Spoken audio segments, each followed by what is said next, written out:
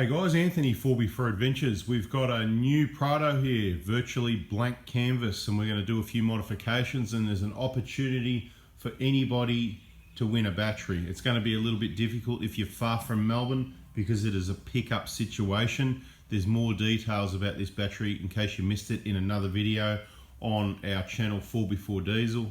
There'll be some information here. There'll probably be a playlist. We'll call it 2022 Prado build. But before Alright guys, so in this video we're going to announce mod number 24, and I'm just going to quickly go through and recap 1 to 23. So if you haven't been watching or listening and you missed it, there's opportunity to win a free battery if you're in Australia, if you're in Victoria, or if you're going to be in Victoria to pick it up. Century Dual Force 90 amp hour battery, valued at about $400. I'm giving it away free, and this is the best way I sort of would come up with, so that, you know, we can try and make a bit of fun of it. So I'm just going to quickly run through mods 1 to 23, and the competition is, I make it up as I go, if you know what I mean. So what I'm doing is I'm giving you the mods 1 to whatever it ends up being. So it's going to be a reply. It could even be on a live video on our Facebook page or one of our groups or something along those lines. One day when we're out on the tracks giving away other free prizes, maybe you'll even be with us and you'll be the first, but it will have to be a reply somewhere on Facebook or YouTube to be fair to all the other rest of the audience that's involved. And you need to know the value of each item. I put a value, so it could be on our 4x4 Adventures YouTube channel, it could be on our 4x4 Diesel YouTube channel, it could be on any of our Facebook groups, most likely Oz Prado Crew or hashtag 1GD Forever Crew, because it's a 1GD Prado. It's most likely going to be one of those 4 places. I've tried to keep it to that. So we've got the mats, the cargo blind out, the steps on, the battery in, the auto shift lock button, the roof rails on, we've got the suspension in, the wheels, the tyres, the tint, the sticker. Of course, you can see that right there in the picture, top left corner. We've got the auto fix 3210, we've got the remove spare wheel cover, we've got the fit antenna, the bottle opener, the cage, the rear door cage and the table, of course. What am I missing? Yeah, the cage and the table was 16 and 17 together. We've got the roller tighten platform on the roof, can't quite see it in the picture now. We've got running power to the back, and there's a video on how to do that on 4x4 Adventures. And of course we've got the storage shelf and the barrier and the storage system and the fridges, which was sort of 20, 21 and 22. So I haven't numbered them all there, but they're the kind of mods, what you're looking for if you can follow it. It could be just educational, could be a bit of fun, just so you can say you won it. Number 23 was tape off the reflection, and you might not know what I mean, but that's why you subscribe, turn the bell on, press follow, like and all that sort of thing, so you can get all the good information. And right now we're doing the ARB compressor, so let's get in a bit more closely and just have a bit of a look around and give you a few tips on that. There may be another video with some more information on it, so subscribe, turn the bell on, but for the moment we'll get in there and show you what we're doing. And there's the battery waiting to go to a new home very soon. So in case you missed it, all you needed to do was watch 4x4 Diesel and 4x4 Adventures. Stay tuned on Oz Prado Crew, perhaps hashtag 1GD Forever Crew, and make note of and be able to list all our mods in order, 1 to so far up to 23. There's only a few more to go before we're going to call it, and it's going to be the first person to get that right and post it as a comment or a reply on wherever you get to first, whether it's our YouTube channels, either one, or on Oz Prado Crew or whatever Facebook group where we say, okay, this is it, first in gets the battery. Once again, you need to be able to pick it up from Victoria. Bada bing. Hopefully you've got a nice list there. Good luck. All right, so it might look like a bit of a mess here. I'll turn this light on and we'll get a bit of extra light happening in here. The sun's going down, it's late in the day. We're just trying to get a few things ticked off the servo and probably finish it off in the morning. Depends how motivated we get and if anything else pops up. Just chasing the last of the solar. 13.3 volts. That's another story in another video. So temporarily we've just got it hooked up with alligator clips, and that'll be getting disconnected and removed out of the way. You can see if you're going to install the ARB compressor on the Kaon bracket, we've got other videos on that, so I'm not sure where they are. They could be on 4x4 Diesel or 4x4 Adventures. Just check our videos, search the words compressor ARB compressor, Kaon compressor bracket, and you should find those videos on our channel. There could be a playlist on it, Kaon products, that sort of thing, and there could also be information on our Facebook groups or pages. So one of the first things you're going to do to make it easier is remove the top half of your airbox. So in this case, we remove the 10mm and unplug the MAF sensor and move that wiring. It's just out of the way. It's just hanging around down there somewhere. You can see that there. Don't lose your 10mm bolt. Take the top half of the airbox off. That's on the bench. The air filter's sitting right there. I've taken all the clips out. If you missed the videos on these clips, you push to release them. Sorry, I've already done them, so I can't show you, but you just push the center in, that releases them. You gently lift them out. You push the middle or the bottom down to push it back upwards to release it. It's only got to come up a couple of millimeters. They go back in the hole when you're done, and you just push it till it's flush. That's what holds them there, okay? So this one's going to be a little bit easier for me. These compressor installs are not hard, but I'm just going to mainly give you a few tips to answer a few questions that I know that have been asked in the past and difficulties people have had, sort of thing. So this has been removed from our 2019. So this bracket from Kaon I had designed obviously for purpose, because that's the spot where I wanted to have the compressor tucked up in the back corner there, out of the way. You don't usually need to access anything here. It's not really in the way of anything. It does reduce a little bit of space to the getting to the airbox and that clip down there, but you can still get to it. There's worse products. Now obviously getting to the two nuts to mount the bracket, you can see those. So there's 3 standard studs on the vehicle. We've made use of those. That's the way Kaon designed it, and they supply the nuts with the bracket. If you don't know what I'm talking about, you know, kaon.com.au. I've got to get one of those stickers on the car so I can show you. But the switch here, it may not be fully waterproof, right? So just be careful of that. If you're washing the vehicle, maybe cover it, or you can maybe put something rubber that will seal, like, you know, to be quite honest, you put a condom over there and seal it all up, but that could be a bit funny. But anyway, whatever the point is, I'm just saying I'm just not sure how waterproof they are. This is where I wanted the switch. I don't need it in the vehicle. So if you need it in the vehicle, then obviously you run it through and you've got all your extra wires here for your lockers and that we don't use. So that's why it's all wrapped up. And basically the only connections are, the end of that goes to the switch. There's a wiring diagram for that. They're the only ones we didn't unplug. Obviously this is just going to get neatly tucked down in that back corner there, out of the way, because we don't need it. And the wiring loom looks really complex, but it's really quite simple. I'm going to give you a few options. So these wires here, these little ones, the blue and, what are they? Blue and white and yellow and red. I can't remember which one's which, but it doesn't matter. One of them's to light up the switch. Okay, so one of them ideally you would set up to hook up with when your lights or parkers came on, so the switch lit up, mainly if it's on your dashboard. So one of two things: you can decide you don't need it and just not connect it, roll it up, and just, you know, like this, just roll it up into a roll and not connect it, because guess what? You can see it. You don't need a light connected to this switch. You don't even need it in the vehicle. You can probably find it. You're probably not going to be pumping up in the dark, and if you are, I reckon you've got your headlight on and you can probably find it. So the one for the light, you probably don't need it, or you can find, you've got to find a source of when the lights go on, and I'm not doing that, so I can't show you that part. So just do it the easy way and don't do that. The other one is to power the switch. Now, the compressor won't work. Now, this is not where it gets the power from, but this is what powers the switch, right? Don't cut those diodes out or whatever they are in the line there under that heat shrink. But you do need to provide power to that. Now, you've got a couple of options. If you're happy to have it powered all the time, then you can connect it out here, even to your dual battery, this one here, right? To there and to there. And anytime you'll open your bonnet, you'll be able to flick this switch and be able to use it. Now, if you don't want that to happen, then you need to run it inside the vehicle. So before you mount all this in the way, not like what I have, I've just mounted it all in the way, not thinking, and I have just put the nuts on, and I've got the ratchet still sitting there to demonstrate for you, because some people have some issues doing these nuts up, so it may come back off again yet anyway. So you need to run these. So this is what I'm going to do, right? So you run them through the dashboard over there with any of your other wires that you would have learnt and seen in our other videos. And when we look, we've got a wire there that's going to go from the auxiliary battery for charging the phones. To be quite honest, I'm thinking about just leaving it permanently available.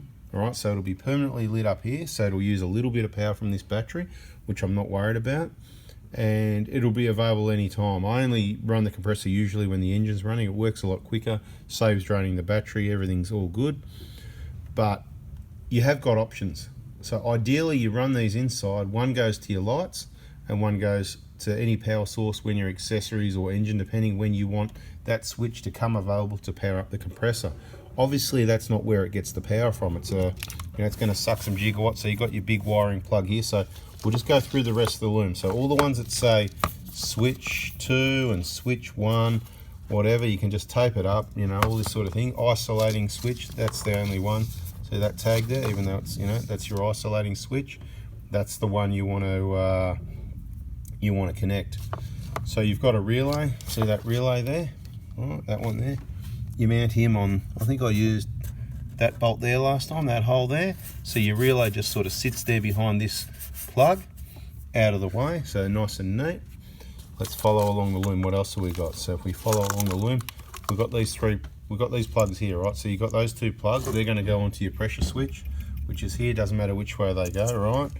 Blue and red, don't worry about which one's which. Now I've got to try and remember which one's which. This is pretty obvious, isn't it? Which one's which that plugs on the compressor there? Pretty obvious, I'd hope, for anyone. Right, if you can't figure that out without me saying anything, maybe you shouldn't be doing your compressor install. Yes, it's the one on the left with the big fat wires, right? So that plugs into there. These will be for your lockers and that, I think. I'm just thinking. Well, yeah, well, it would be, but I'm not really thinking that far ahead because there's also wires in here for more switches. So if you're running lockers, you'd run all these. These would be the wires that go inside the vehicle. Okay, these go inside the vehicle. Yeah, I was just looking at that, how it's rubbed through. So we're going to put some extra tape on that, whatever, because we don't want any, even though this isn't going to do much, we don't want it rubbing through. So we're going to make sure you got that, like the rest of it, plenty of tape sort of thing, getting it under control, even a bit more around here. So that end of things is what would go in the vehicle for the switches. This end of things out here is what's going to go to you to control your, extra solenoid switches on your compressor, which we haven't got here. So we're not running that. So quite simple, that would plug in there. We've got our pressure switch, then that's about it. We're following along our loom here. The fuse, the wiring will come along here, and that fuse, we like the original fuse. Some people like to rewire things. I like it the way it is. That will fit and sort of jam perfectly right where my finger is there at the side of the dual battery. We'll show you this later. That's why this cover's coming off, because then the rest of this wiring loom in corrugated split tubing, as you can see, will run across here in front of the radiator nice and neatly and come out here with some zip ties and whatever. And this will quite simply, positive and negative, the one with the red on it, that's the positive. And the negative, and there's that other earth, we just join them together like so. And they will get connected to this battery nice and neatly, and some zip ties and everything like that. Bada bing, we'll show you the finished product. I've pretty well gone through, that's how we're going to install it. I've just got to make some final decisions on, because I like to do things different, I'm a bit crazy, I always make stuff up. What are we going to do this time? Now this one, like I said, we've got options. I don't need it lit up, I'm not using it in the dark. If I'm using it anywhere in the dark, I'm going to have another light. I'm not coming out here in the dark, pitch black dark, going, where's that compressor switch? I'm going to have a light. But you know what? I'm going to be at camp, mate, when it's dark. I'm not going to be pumping up tyres in the dark. So I really just don't need the light. So I may even look at the instructions, find out which one, and if anyone wants to put it in the comments, right, feel free. But a quick look at the instructions will tell us which one's which. I don't install them, so I don't remember. I don't do these things regularly. But you certainly need power anywhere you want to get it from. If you get it from here, it's going to be permanent. I don't know where there's a wire outside here. It would be nice, wouldn't it? Yeah, to have one of those. And if I don't know what these wires are here, but I'm not going to just start going into things. It's not hard to put it through the firewall with the others and just go to your fuse box. And we're probably going to do that. What did we do that for last time? Well, if you've got one of those DC chargers, we're not doing that at the moment, and you don't need to connect that wire, so we won't be doing that. But where we did that, connected for that, that's where we also connected both of these. And I'm going to admit something really dodgy here while we're doing honest truths and all. See those marks in the wire? I'll try and get it to focus. That's from the Scotch locks, right? Why did I use Scotch locks here? They're not the best connections. Obviously, if it's permanent, you just solder it in. But it's more of let's see how well they work. But mainly the reason was it was temporary. It's like, I'm not sure if I'm going to stick with this, so I'm just going to Scotch lock it in for now, get it working, and when I use Scotch locks, you use them properly and you put a bit of tape around it, that way they're not coming undone, even though they're clipped shut. I've never had a problem. It's mainly what we used to use for tow bar wiring and stuff like that. Never had an issue when used correctly. But ideally you want to strip some wire back and solder that into whatever you're going to, depending where you're going to put it. But the easy way is those little fuse holders that jump up in the fuse box there. You pull out a fuse, you to the one you want, you put in that, you know, you put the holds the extra fuse, and then you connect these up. Somewhere down the line, soldering, you know, would be ideal. But I'm really not sure what I'm going to do. So subscribe, turn the bell on, I'll let you know once it's all done what we did as far as you know, as far as where we connected those wires. But the rest of it's what it's going to be. These wires will give those a bit of extra insulation. They'll be just sort of down in that back corner there, out of the way, not to be seen. Obviously they were there last time. They've done a 60,000 k's of the outback, and I'm not sure if that's because these, sometimes when they tape them up they a bit dodgy, but I think that's actually rubbed, to be quite honest. So my own rules of all this, see this corrugated split tubing I've done, it was obviously a bit hard to get split tubing onto these wires, but that certainly needs extra. I might even go to the point where I put some type of foam over it and then tape over the top of that, because we want zero problems. And that's certainly not going to be, it'd be good if ARB come up with a loom where if you weren't using the lockers, you didn't have all that crap sitting there, you know what I mean? So a couple more plugs perhaps. I'm sure there's a way they could do it, you know, and that was like an add-on loom. Anyway guys, hopefully that's been helpful for you for your compressor install. I didn't tell you yet actually. Okay, I didn't forget. If you're going, oh, how do I, let me get up here, how do I get to that? But how do I get to that one down, you know? Where is it? I can't even see where I'm shooting. Here we go. Down there, somewhere down there. Right, see where that socket is there?